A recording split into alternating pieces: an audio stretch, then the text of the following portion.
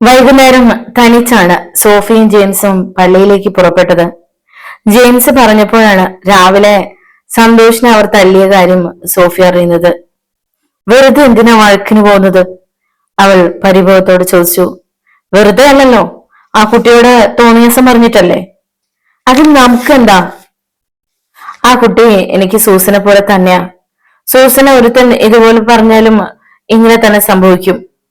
സോഫി അതിന് എതിർപ്പൊന്നും പറഞ്ഞില്ല. മൂകമായി നിമിഷങ്ങൾ ഇഴഞ്ഞു. അപ്പോൾ ഒരു കാർ അവർക്ക് മുമ്പിൽ ബ്രേക്ക് ഇട്ടു. കാറിൽ നിന്നും ഉടുമ്പുവാസവും നരന്തു നാണവും ഇറങ്ങി. പിന്നാലെ സന്തോഷും ഡേവിഡും. രാവിലത്തേതിന് പകരം ചോദിക്കാനുള്ള വരവാണെന്ന് ജെയിംസിന് മനസ്സിലായി. ഈ നാട്ടിലെ പെൺപിള്ളേരെ എല്ലാം നിനക്ക് എഴുതി തന്നത് ആരാടാ? നാണു ചോദിച്ചു. നിന്റെ തന്ത. അത് പറഞ്ഞതും ജെയിംസ് നാണുവിട്ടൊരു തൊഴി കൊടുത്തു. ഓർക്കാപ്പുറത്ത തൊഴിയേറ്റ നാണു അലറിക്കൊണ്ട് റോഡിലേക്ക് വീണു. അപ്പോൾ വാസു ചാടി വീണു. അവനിട്ടും കൊടുത്തു ഒന്ന്. പിന്നെ കുറെ നേരത്തേക്ക് പൊരിഞ്ഞ പോരാട്ടമായിരുന്നു. മുണ്ടും മാടിക്കുത്തി നിന്ന് ജെയിംസ് ശരിക്കും പോരാടി. സോഫി ജെയിംസിനെ തടയാൻ ശ്രമിച്ചെങ്കിലും അത് വിഫലമായതേ ഉള്ളൂ. ഡേവിഡ് ഒരു കടാരയുമായി ജെയിംസിന് നേരെ ചാടി. അതുകണ്ട് സോഫി നിലവിളിച്ചു. കരുതി കുട്ടികളുടെ വരവാണെന്ന് ജെയിംസിന് മനസ്സിലായി. ഒറ്റച്ചാട്ടത്തിന് ജെയിംസ് കടാരയിരിക്കുന്ന കൈ കൂട്ടിപ്പിടിച്ച് പിന്നിലേക്ക് തിരിച്ചു. വേദന കൊണ്ട് അലറിയ ഡേവിഡ് കത്തി താഴെയിട്ടു. ജെയിംസ് അവന്റെ കരണത്തൊന്ന് കൊടുത്തു. ഡേവിഡ് കറങ്ങി കാറിന്റെ ബോണറ്റിലേക്ക് വീണു. പിടിച്ചു മാറ്റാൻ വന്ന സന്തോഷിന് കിട്ടി ഒന്ന്. അവൻ ഓടി. നിന്നെ പിന്നെ കണ്ടോളാം. ഡേവിഡും കൂട്ടരും കാറിൽ കയറി. പിന്നെ ആക്കണ്ട, ഇപ്പൊ തന്നെ ആയിക്കോട്ടെ, ജെയിംസ് പറഞ്ഞു. സോഫി കരഞ്ഞുകൊണ്ട് നിൽക്കുകയായിരുന്നു. നീ എന്തിനടി കരയുന്നത്? ചൂടുള്ള അടിയുടെ കുറവാ അവനൊക്കെ. ഡേവിഡിന് അടിച്ച മുതലാളി വെറുതെ ഇരിക്കുമോ? കൂടി വന്ന തോട്ടത്തിൽ എന്റെ പണി പോവുമായിരിക്കും. അതിൽ കൂടുതൽ ഒരു പുല്ലും ചെയ്യാൻ പറ്റില്ല. വാ, അച്ഛൻ കാത്തിരിക്കുന്നുണ്ടാവും. ദേഹത്ത് പറ്റിയ മണ്ണ് തുടച്ചു കളഞ്ഞുകൊണ്ട് ജെയിംസ് പറഞ്ഞു. എന്തു പറ്റി ജെയിംസ്? അവന്റെ വെള്ളമുണ്ടിൽ മണ്ണ് പുരണ്ടിരിക്കുന്നത് കണ്ട് ഫാദർ ജോർജ് തെന്നിലക്കൽ ചോദിച്ചു. മറ്റു കുട്ടികൾ പള്ളിമേടയിൽ അവരെ കാത്തിരിക്കുകയായിരുന്നു. വരുന്ന വഴിക്ക് ചെറിയൊരു ഏറ്റുമുട്ടൽ വേണ്ടി വന്നച്ചോ, ജെയിംസ് ചിരിച്ചുകൊണ്ട് പറഞ്ഞു. എന്തുണ്ടായി? അവൻ സംഭവം വിവരിച്ചു. ഞാൻ ഡേവിഡിനോടും ആന്റണിയോടും സംസാരിക്കാം. നീ വഴക്കിനൊന്നും പോകല്ലേ ജെയിംസ്, അച്ഛൻ പറഞ്ഞു. അന്ന് ശ്രദ്ധിച്ച് ഒരു വരി പോലും പാടാൻ സോഫിക്ക് കഴിഞ്ഞില്ല. അവളുടെ മനസ്സ് പ്രക്ഷുബ്ധമാണെന്ന് ജെയിംസിന് മനസ്സിലായി. ഇന്ന് നിന്റെ പാട്ട് തീരെ ശരിയായില്ല, തിരിച്ചു വരുമ്പോൾ ജെയിംസ് പറഞ്ഞു. വഴിക്ക് വെച്ചുണ്ടായ വഴക്ക് അവളുടെ മനസ്സിൽ നിന്ന് പോയിട്ടില്ലെന്ന് അവന് തോന്നി. ആണുങ്ങളായ ചിലപ്പോ അല്ലറ ചില്ലറ വഴക്കും വയ്യാവേലിയും ഒക്കെ ഉണ്ടായെന്നിരിക്കും. അതിന് നീ എന്തിനു വിഷമിക്കണം? ആ, ഇതൊന്നും നിന്റെ അമ്മച്ചി അറിയണ്ട, അവൻ പറഞ്ഞു. പിറ്റേന്ന് ഞായറാഴ്ചയായിരുന്നു. രാവിലെ ജെയിംസും സോഫിയും പള്ളിയിലെത്തി. ആളുകൾ വരുന്നതേ ഉണ്ടായിരുന്നുള്ളൂ. ആലങ്കരയിലെ കാർ പള്ളിമുറ്റത്ത് വന്നു നിൽക്കുന്നതും മുതലാളിയും ഭാര്യയും മക്കളും ഇറങ്ങുന്നതും ജെയിംസ് കണ്ടു. അവർ ഗായക സംഘം ഇരിക്കുന്ന ഭാഗത്ത് ബെഞ്ചിൽ പോയിരുന്നു. പള്ളി പിരിഞ്ഞ് കമ്മിറ്റി ഉണ്ടായിരുന്നു. അംഗങ്ങൾ പള്ളിമുറിയിൽ സമ്മേളിച്ചു. ചർച്ച കഴിഞ്ഞ് ഓരോരുത്തരായി പിരിഞ്ഞു. ആന്റണി, പോകാൻ വരട്ടെ, അല്പം സംസാരിക്കാനുണ്ട്. ആന്റണി മുതലാളി പോകാൻ എണീറ്റപ്പോൾ തെന്നിലക്കൽ അച്ഛൻ പറഞ്ഞു. എന്താച്ചോ? ആന്റണി അച്ഛന്റെ മുഖത്തേക്ക് നോക്കി. അവിടെ ഇരിക്ക്, പറയാം. ആന്റണി കസേരയിലിരുന്നു. അച്ഛൻ ഡേവിഡും ജെയിംസും തമ്മിലുണ്ടായ പ്രശ്നം ആന്റണിയോട് പറഞ്ഞു. ഞാൻ അറിഞ്ഞില്ല ചോ, അദ്ദേഹം പറഞ്ഞു. ജെയിംസ് വഴക്കിനൊന്നും പോകാത്ത ചെറുപ്പക്കാരനാ. അവന് ആവശ്യമില്ലാതെ തല്ലാൻ ചെന്ന കൈ കെട്ടി നോക്കി നിൽക്കാൻ പറ്റില്ലല്ലോ. ഡേവിഡിനെ ഒന്ന് ഗുണദോഷിക്കണം. മറുപടി ഒന്നും പറയാതെ ആന്റണി എണീറ്റു. എന്റെ ഉപ്പും ചോറും തിന്നവൻ എന്റെ മകന്റെ കർണത്തടിക്കുകയായിരുന്നു. അതായിരുന്നു ആന്റണിയുടെ ചിന്ത. അങ്ങനെ ഒരു സംഭവം ഉണ്ടായാൽ അവൻ എന്നെയല്ലേ അറിയിക്കേണ്ടത്? പള്ളിമുറ്റത്തെത്തിയപ്പോൾ റോസമ്മയും പിള്ളേരെയും ബംഗ്ലാവിൽ ഇറക്കി. സന്തോഷ് കാറുമായി മുതലാളിയെ കൂട്ടിക്കൊണ്ടുപോകാൻ വന്നു. അദ്ദേഹം കാറിൽ കയറി. ഇന്നലെ എന്താണ് ഉണ്ടായത്? മുതലാളി സന്തോഷിനോട് തിരക്കി. അത് അവൻ വിക്കി. രാവിലെ തന്നെ ജെയിംസ് തോട്ടത്തിലെത്തി. മെഷീൻ ബോയിൽ നിന്നും കൂടെ എടുത്ത് അരയിൽ കെട്ടി റബ്ബർ കത്തിയും എടുത്ത് തന്റെ ബ്ലോക്കിലേക്ക് അവൻ നടന്നു. ജെയിംസ് അവിടെ നിന്ന് വന്നേ? അവൻ തിരിഞ്ഞു നോക്കി. കരുണേട്ടനായിരുന്നു. ജെയിംസ്, നീ ഡേവിഡിനെ തല്ലിയെന്ന് കേട്ടല്ലോ, എന്താ കാര്യം? സന്തോഷ് അനുവിനെ വഴി തടഞ്ഞത് മുതലുള്ള കാര്യങ്ങൾ ജെയിംസ് കരുണേട്ടനോട് പറഞ്ഞു. കരുണേട്ടൻ വിവരങ്ങളൊന്നും അറിഞ്ഞിരുന്നില്ല. നന്നായി പോയി, ഇവനൊക്കെ അടിയുടെ കുറവാ. തോന്നിയാസത്തിന് കൂട്ടുനിൽക്കാൻ കുറെ കൊച്ചുമുതലാളിമാരും. കരുണേട്ടന്റെ അമർഷം അണപൊട്ടി. അറിയാൻ മാത്രം അവൻ ഞാന് കൊടുത്തിട്ടുണ്ട്. കരുണേട്ടൻ വിഷമിക്കണ്ട, ജെയിംസ് പറഞ്ഞു. ഇതുപോലൊരു ആൺകുട്ടിയെ ദൈവം തനിക്ക് തന്നില്ലല്ലോ എന്ന് കരുണേട്ടൻ ഓർത്തു. ജെയിംസ് തന്റെ ബ്ലോക്കിലേക്ക് പോയി. തൊഴിലാളികൾ ഓരോരുത്തരായി വന്നുകൊണ്ടിരുന്നു. പാലെടുത്ത് മിഷ്യൻപുരയിൽ എത്തിക്കുന്നതിനിടയിലാണ് ആന്റണി തോട്ടത്തിലേക്ക് വന്നത്. സാധാരണ അത് പതിവില്ലാത്തതാണ്. കഴിഞ്ഞ ദിവസത്തെ സംഭവത്തെക്കുറിച്ച് ചോദിക്കാനായിരിക്കുമെന്ന് ജെയിംസ് ഊഹിച്ചു. ജെയിംസ്, മുതലാളി വിളിച്ചു. എന്താ മുതലാളി? അവൻ ആദരവോടെ അടുത്തേക്ക് ചെന്നു. നീ ഡേവിഡിനെ അടിച്ചുവല്ലേ? മുതലാളി, അത് എന്തുണ്ടായാലും നിനക്ക് എന്നോട് പറയാമായിരുന്നു. എന്റെ മകനെ തല്ലാൻ നിനക്ക് ആരെ അധികാരം തന്നു? ഇനി ഇങ്ങനെ വല്ലതും ഉണ്ടായാൽ? ഒരു ഭീഷണിയുടെ സ്വരമുണ്ടായിരുന്നു അതിന്. അവൻ മറുപടി ഒന്നും പറഞ്ഞില്ല. മുതലാളിയോട് കൂടുതൽ എന്തെങ്കിലും പറഞ്ഞാൽ ചിലപ്പോൾ ഈ പണി തന്നെ കളയേണ്ടി വരും. തൽക്കാലം അത് വയ്യ. തന്നെ ഓർത്തിരിക്കുന്ന ഒരു പെണ്ണുണ്ട്. ഈ പണി പോയി കഴിഞ്ഞാൽ അവളെ വിളിച്ചോണ്ട് വരാൻ ആലോചിക്കേണ്ടി വരും. അത് പാടില്ല. മുതലാളി എസ്റ്റേറ്റ് ബംഗ്ലാവിലേക്ക് പോയി. ജെയിംസ് വീട്ടിൽ ചെല്ലുമ്പോൾ കല്യാണതെല്ലാൽ കിട്ടുണ്ണി അവരെ കാത്തിരിപ്പുണ്ടായിരുന്നു. മോനെ, കിട്ടുണ്ടെ സൂസന്നയ്ക്കൊരു നല്ല ആലോചനയുമായി വന്നതാ, സാറാമ്മ പറഞ്ഞു. ചാച്ചൻ എന്ത് പറഞ്ഞു? അവൻ തിരക്കി.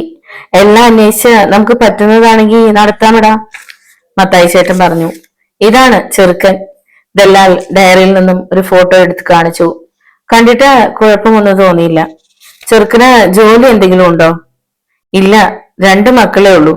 മൂത്ത പെൺകുട്ടിയെ കെട്ടിച്ചയച്ചു. ചെറുക്കനും അപ്പനും അമ്മയും മാത്രമേ വീട്ടിലുള്ളൂ. അമ്മയ്ക്ക് തീരെ വയ്യ. വീട്ടിലൊരാള് വേണം. അതിനാണ് അവൻ പെട്ടെന്ന് കല്യാണം കഴിക്കാമെന്ന് വെച്ചത്, ദല്ലാൽ പറഞ്ഞു. പൊന്നും പണവുമൊക്കെ അവർക്ക് നോട്ടമില്ല. നല്ല പെൺകുട്ടി, നല്ല സ്വഭാവം, അത്യാവശ്യം വീട്ടുജോലികൾ അറിഞ്ഞിരിക്കണം. അതാ അവരുടെ ഡിമാൻഡ്. കിട്ടുണ്ണിച്ചേട്ടൻ ഏതായാലും ചെറുക്കനോട് വരാൻ പറ. എന്നാൽ അടുത്ത ശനിയാഴ്ച വരാൻ പറ. അല്ലേ? അത് മതി, ശനിയാഴ്ച, സാറാമ്മ പറഞ്ഞു. കിട്ടുണ്ണി യാത്ര പറഞ്ഞിറങ്ങി. സൂസന്ന ടൈലറിംഗ് സ്കൂളിൽ നിന്ന് വരുമ്പോൾ സാറാമ്മ വിവരം പറഞ്ഞു. ചെറുക്കനെ കാണാൻ വലിയ തെറ്റൊന്നുമില്ല. ആ ഫോട്ടോ ഒന്ന് കാണാൻ പറ്റാത്തതിൽ സൂസന്നയ്ക്ക് വിഷമമുണ്ടായി. ദീപാരാധന തൊഴാൻ വേണ്ടി രാധ ധൃതിയിൽ നടന്നു. അയൽവരമ്പിലൂടെ നടന്നവൾ മെയിൻ റോഡിലെത്തി. രാധ തനിച്ചാണ് ക്ഷേത്രത്തിൽ വന്നത്. സാധാരണ രണ്ടാളും ഒന്നിച്ചാണ് വരവ്. റോഡ് സൈഡിലൂടെ അവൾ വേഗത്തിൽ നടന്നു.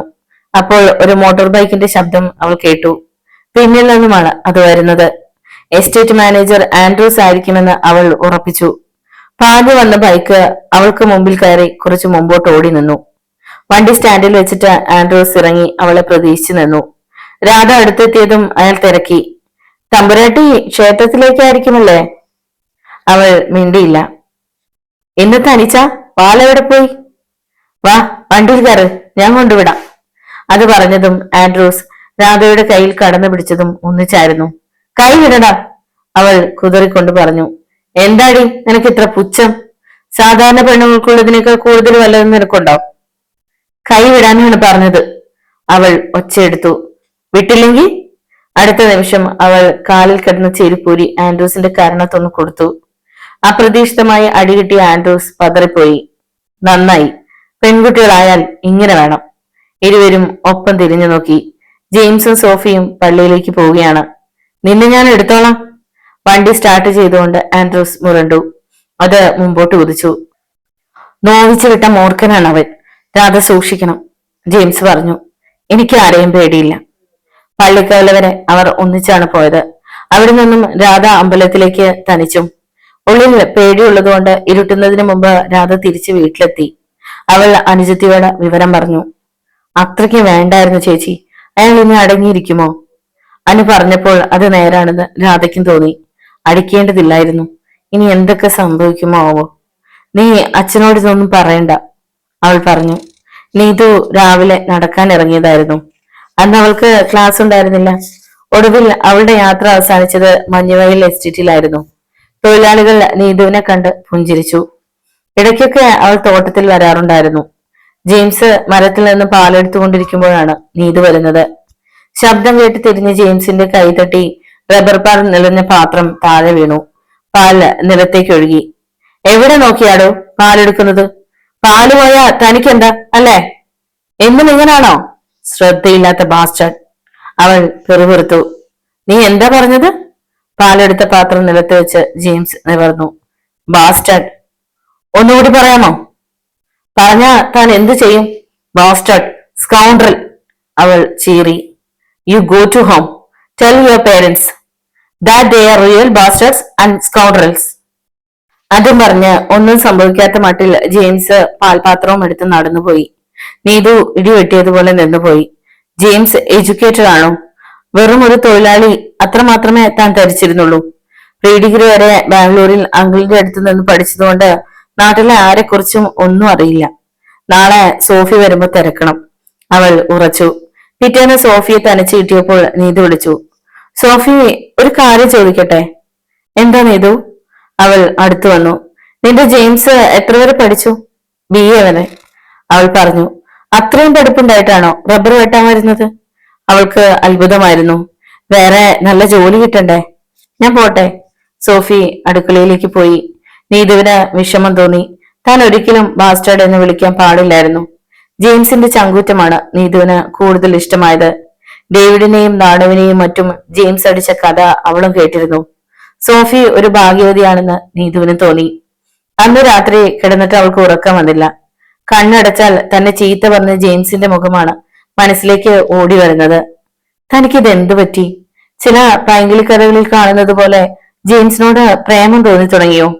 അതിനും മറുപടി അവൾക്കൊരു പുഞ്ചിരിയായിരുന്നു. ശനിയാഴ്ച കിട്ടുന്നതോടൊപ്പം ഒരു ചെറുപ്പക്കാരൻ പടികടന്നു വരുന്നത് ജെയിംസ് കണ്ടു. അവർ പ്രതീക്ഷിച്ചിരിക്കുകയായിരുന്നു. സൂസന്റെ അകത്ത് സാരി ഉടുത്ത് ഒരുങ്ങിയിരിപ്പുണ്ട്. ഒരു കോട്ടൺ സാരി ആയിരുന്നു അവൾ ധരിച്ചത്. മെലിഞ്ഞ ശരീരമുള്ള അവൾക്ക് സാരി നന്നായി ചേരുമായിരുന്നു. സാറാമ്മ ജെയിംസ് വാങ്ങിക്കൊണ്ടുവന്ന പലഹാരങ്ങൾ പ്ലേറ്റിൽ നിരത്തുകയായിരുന്നു. അമ്മച്ചി, അവരാന്ന് തോന്നുന്നു, അടുക്കളയിലേക്ക് നോക്കി സൂസന്ന പറഞ്ഞു. കിട്ടുണ്ടിയും ചെറുപ്പക്കാരനും മുറ്റത്ത് കയറി. ഇരുന്നാട്ടെ, മത്തായി അവരെ സ്വീകരിച്ചു. ഞങ്ങൾ പ്രതീക്ഷിച്ചിരിക്കുകയായിരുന്നു, ജെയിംസ് പറഞ്ഞു. ബസ് കിട്ടാൻ വൈകി. കിട്ടുണ്ടി ചിരിച്ചു. എന്താ പേര്? ജെയിംസ് ചെറുപ്പക്കാരനോട് ചോദിച്ചു. ജോണി, അവൻ പറഞ്ഞു. വീട്ടുപേര്? മത്തായിയുടെ വക ചോദ്യം. കളപ്പുരയ്ക്കൽ. കളപ്പുരയ്ക്കൽ മാണിച്ചന്റെ അനുജന്റെ മകൻ. മാണിച്ചനെ അറിയുമോ? ജോണി തിരക്കി. അറിയും. മത്തായി എന്തൊക്കെയോ പറയാനുള്ള പുറപ്പാടിലായിരുന്നു. ഞങ്ങൾ മലബാറിലേക്ക് പോരുമ്പോ ട്രെയിനിൽ മാണിച്ചനും കുടുംബവും ഉണ്ടായിരുന്നു. അന്നാണ് ഞങ്ങൾ പരിചയപ്പെട്ടത്. മാണിച്ചൻ വടക്കൻ മലയോരത്ത് എവിടെയോ താമസമാക്കിയെന്ന് പിന്നീട് ഞാൻ അറിഞ്ഞു, മത്തായി പറഞ്ഞു നിർത്തി. മത്തായി ചേട്ടാ, പെണ്ണിനെ വിളിക്ക്, ഞങ്ങൾക്ക് അല്പം ധൃതിയുണ്ട്, കിട്ടുണ്ണി പറഞ്ഞു. അവരുടെ സംസാരം കേട്ടുകൊണ്ട് നിന്ന ജെയിംസ് അകത്തേക്ക് പോയി. സൂസന്ന വാതിലിന് മറവിൽ നിൽപ്പുണ്ടായിരുന്നു. ആ, നീ എവിടെ നിൽക്കുകയാണോ? കാപ്പിയും പലഹാരങ്ങളും കൊണ്ടു ചെല്ല്. സാറാമ്മ കാപ്പി കപ്പ് വെച്ച ട്രേ എടുത്ത് മകളുടെ കയ്യിൽ കൊടുത്തു. അവൾ അതുമായി തിണ്ണയിലേക്ക് ഇറങ്ങി. ട്രേ ടീപ്പോയിൽ വെച്ചു. മോളെ, നീ തന്നെ എടുത്തു കൊടുക്ക്, മത്തായി ചേട്ടൻ പറഞ്ഞു. സൂസന്ന കാപ്പിക്കപ്പ് എടുത്ത് ജോണിക്ക് കൊടുത്തു. അപ്പോഴാണ് അവൾ ആ മുഖം കണ്ടത്. ഒറ്റ നോട്ടത്തിൽ തന്നെ അവൾക്ക് ഇഷ്ടപ്പെട്ടു. മറ്റു രണ്ടുപേർക്ക് കൂടി കാപ്പി കൊടുത്ത ശേഷം ഭിത്തിക്കരികിലേക്ക് മാറി അവൾ നിന്നു. ജോണി പെണ്ണിനെ കണ്ടു. സൂസനയെ അവനും പിടിച്ചു. പേരെന്താണെന്നും ഇപ്പൊ പഠിക്കുന്നുണ്ട് എന്നും അവൻ തിരക്കി. ചോദിച്ചതിനൊക്കെ അവൾ മറുപടി പറഞ്ഞു. നിങ്ങൾക്ക് രണ്ടാക്കും എന്തെങ്കിലും പറയാനുണ്ടെങ്കിൽ ആവാം, ഞങ്ങൾ പുറത്തോട്ടിറങ്ങി നിൽക്കാം, കിട്ടുണ്ണി പറഞ്ഞു. വേണ്ട, എല്ലാം കിട്ടുണ്ണിയേട്ടൻ പറഞ്ഞിട്ടുണ്ടല്ലോ. വീട്ടിൽ ചെന്ന് അപ്പച്ചനെയും അമ്മച്ചയും പറഞ്ഞു വിടാം, അവൻ പറഞ്ഞു. മോള് അകത്തേക്ക് പോക്കോ. സൂസന്ന അകത്തേക്ക് പോയി. ഞങ്ങൾ ഇറങ്ങട്ടെ, കിട്ടുണ്ണി പറഞ്ഞു. ശരി, ജെയിംസ് മൂളി. ഞാൻ രാവിലെ വരാം, അതും പറഞ്ഞ് കിട്ടുണ്ണി ഇറങ്ങി. പിന്നാലെ ജോണിയും. ചെറുക്കന് ഇഷ്ടപ്പെട്ടെന്ന് തോന്നുന്നു, അതുകൊണ്ടാണല്ലോ അപ്പനെയും അമ്മയും പറഞ്ഞു വിടാമെന്ന് പറഞ്ഞത്, മത്തായി ചേട്ടൻ പറഞ്ഞു. ശരിയാണെന്ന് എല്ലാവർക്കും തോന്നി. നാളെ രാവിലെ കിട്ടുണ്ണിയേട്ടൻ വരുമ്പോ വിവരം അറിയാം, ജെയിംസ് പറഞ്ഞു. നിനക്ക് ഇഷ്ടപ്പെട്ടോടി? സൂസന്ന നാണത്താൽ അകത്തേക്കോടി. അവൾക്കും ജോണിയെ ഇഷ്ടപ്പെട്ടെന്ന് അവർക്ക് മനസ്സിലായി. മറ്റുള്ളവർക്കും അവനെ ഇഷ്ടമായി. ഇനി അനന്തര നടപടികളെ കുറിച്ച് ആലോചിക്കണം. ഏതിനും കിട്ടുണ്ണി വരട്ടെ, ജെയിംസ് ഉറച്ചു. കിട്ടുണ്ണിയും ജോണിയും റോഡിലേക്ക് ഇറങ്ങിയപ്പോഴാണ് ആലങ്കരയിലെ കാർ അവർക്ക് മുമ്പിൽ വന്നു നിന്നത്. കിട്ടുണ്ണിയുടെ കൂടെ പുതിയ കക്ഷി ഏതാടാ? ഡേവിഡ് സന്തോഷിനോട് ചോദിച്ചു. അറിഞ്ഞില്ലേ, ജെയിംസിന്റെ പെങ്ങളെ കാണാമെന്ന് ചെറുക്കനാ. എങ്കി വഴിയുണ്ട്, നീ വാ. ഡേവിഡ് ഡോർ തുറന്ന് പുറത്തിറങ്ങി. പിന്നാലെ സന്തോഷവും. എന്താ കിട്ടുണ്ണിയേട്ടാ, ഇതാരാ? ഡേവിഡ് ലോഹ്യം ചോദിച്ചു. ഇത് ജോണി. ഞങ്ങളെ ജെയിംസിന്റെ പെങ്ങളെ കാണാൻ പോയതാ, ജോണിക്ക് വേണ്ടി ആലോചിക്കാൻ. ആര്, സൂസന്നയോ? എന്തിനാ കിട്ടുണ്ണിയേട്ടാ ആ പാവത്തിനെ ചതിക്കുന്നത്? ഏ? അത് കേട്ട് ജോണി ഞെട്ടിപ്പോയി. ചതിയോ? ഒന്നും മനസ്സിലാകാതെ അവൻ ചോദിച്ചു. എന്തു പറ്റി? കിട്ടുണ്ണിയും അന്തം വിട്ടു. എടോ, അവള് തയ്യൽ പിടിക്കാൻ പോകുന്ന വഴിക്ക് ഏതോ ചെറുപ്പക്കാരനുമായി പ്രേമത്തിലല്ലേ? ഞാൻ അവരെ ടൗണിൽ വെച്ച് എത്ര പ്രാവശ്യം കണ്ടിരിക്കുന്നു. ഞാൻ പറഞ്ഞതേ ഉള്ളൂ, എല്ലാം നിങ്ങളുടെ ഇഷ്ടം. വാടാ പോകാം. ഡേവിഡ് സന്തോഷിനെയും വിളിച്ച് കാറിൽ കയറി. കാറ് മുമ്പോട്ട് കുതിച്ചു. ജോണി ഷോക്കേറ്റതുപോലെ സ്തംഭിച്ചു നിന്നു. പിറ്റേന്ന് രാവിലെ വാലിന് തീ പിടിച്ചതുപോലെ കിട്ടുണ്ണി ഓടി വരുന്നത് കണ്ട് മത്തായി ചേട്ടൻ അമ്പരന്നു. ജെയിംസ് എന്തിയെ? അവൻ രാവിലെ തോട്ടത്തിലേക്ക് പോയല്ലോ. എന്താ കാര്യം? മത്തായി ചേട്ടൻ ആവശ്യപ്പെട്ടു. ഈ കല്യാണം നടക്കില്ല. എന്ത്? അതെ, ആ തലതെറിച്ചവൻ ഈ കല്യാണം മുടക്കി. ശ്വാസം വിടാതെ കിട്ടുണ്ണി പറഞ്ഞു. ആരാടോ, തെളിച്ചു പറ. മത്തായി ചേട്ടന് ഒന്നും മനസ്സിലായില്ല.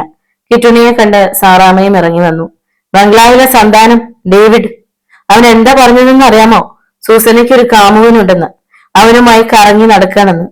തലേന്നുണ്ടായ സംഭവം കിട്ടുണ്ണി വിവരിച്ചു. മത്തായി ചേട്ടൻ സ്തബ്ധനായി നിന്നുപോയി. ദൈവമേ, ആ ദ്രോഹിയോട് നമ്മൾ എന്ത് ചെയ്തിട്ടാ? സാറാമ്മ കരഞ്ഞു. നിന്റെ മോനല്ലേ അവന്റെ കർണത്തടിച്ചത്, അതിന്റെ പകയാ. ദേഷ്യത്തോടെ മത്തായി ചേട്ടൻ അകത്ത് കയറി. ഇനി ഞാൻ ആ പെണ്ണിനോട് എന്തു പറയും? സാറാമ്മ പെറുപെറുത്തു. സൂസന്ന ടൈലറിംഗ് സ്കൂളിൽ പോയതായിരുന്നു. ഞാൻ ഇറങ്ങുവാ. ഇവിടെ വന്ന് പറയേണ്ട കടമയുള്ളത് കൊണ്ടാ വന്നത്. വരട്ടെ. കിട്ടുണ്ണി ഇറങ്ങി നടന്നു. വൈകുന്നേരം വന്നപ്പോഴാണ് ജെയിംസ് വിവരമറിഞ്ഞത്. അവൻ ഈറ്റപ്പുലിയെ പോലെ ജ്വലിച്ചു. ഇതിന് പകരം ചോദിച്ചിട്ട് തന്നെ കാര്യം. അവൻ ബംഗ്ലാവിലേക്ക് പോകാൻ ചാടി ഇറങ്ങി. ജെയിംസ്, വഴക്കിന് പോണ്ട, അതിന് പ്രതിഫലം ദൈവം കൊടുത്തോളും, മത്തായി പറഞ്ഞു. ഇത് ചോദിച്ചില്ലേ ഞാൻ എന്തിനാ എന്റെ പെങ്ങളുടെ ആങ്ങളെയാണെന്ന് പറഞ്ഞുകൊണ്ടിരിക്കുന്നത്? ജെയിംസ് ആര് പറയുന്നത് കേൾക്കാതെ റോഡിലിറങ്ങി ബംഗ്ലാവിലേക്ക് നടന്നു. വഴിക്ക് വെച്ച് നരുന്തുനാട് എതിരെ വരുന്നത് കണ്ടു. എവിടെയാണ് ഡേവിഡ്? ഓർക്കാപ്പുറത്ത് ജെയിംസ് ചാടി നരന്തിന്റെ ഷർട്ടിന് തിരിച്ചു. അവൻ വിറച്ചുപോയി. എസ്റ്റേറ്റ് ബംഗ്ലാവിലുണ്ട്. വിറച്ചുകൊണ്ട് നരന്ത് പറഞ്ഞു. അവന്റെ ധൈര്യം ആവിയായിപ്പോയി. അവന് ഞാൻ വെച്ചിട്ടുണ്ട്. നരന്തിനെ കറക്കി എറിഞ്ഞുകൊണ്ട് ജെയിംസ് മുമ്പോട്ട് നടന്നു. അയാൾ നേരെ മഞ്ഞുവയൽ എസ്റ്റേറ്റ് ബംഗ്ലാവിലേക്കാണ് പോയത്. അവിടെ ആരും ഉണ്ടായിരുന്നില്ല. എല്ലാവരും എവിടെ പോയി? നരന്ത് വെറുതെ പറഞ്ഞതാകുമോ? ഒരു വേള ജെയിംസ് സംശയിച്ചു നിന്നു. പെട്ടെന്ന് അകത്തു നിന്നും അടക്കി പിടിച്ച സംസാരം. ജെയിംസ് എവിടെ നിന്നാണ് സംസാരം കേൾക്കുന്നതെന്ന് ശ്രദ്ധിച്ചു. എന്നിട്ട് മുറിയുടെ ജനാലിന്റെ വാതിൽപ്പാളി പതുക്കെ തുറന്ന് അകത്തേക്ക് നോക്കി. ആൻഡ്രൂസിന്റെ ബെഡ്റൂമിൽ ഡേവിഡും മറ്റൊരു സ്ത്രീയും. ഒരു നിമിഷം ജെയിംസ് അവളുടെ മുഖം കണ്ട് അമ്പരന്നു പോയി. പഞ്ചായത്ത് മേരിയായിരുന്നു അത്. അപ്പോൾ ജെയിംസിന്റെ തോളിൽ അടിയേറ്റു.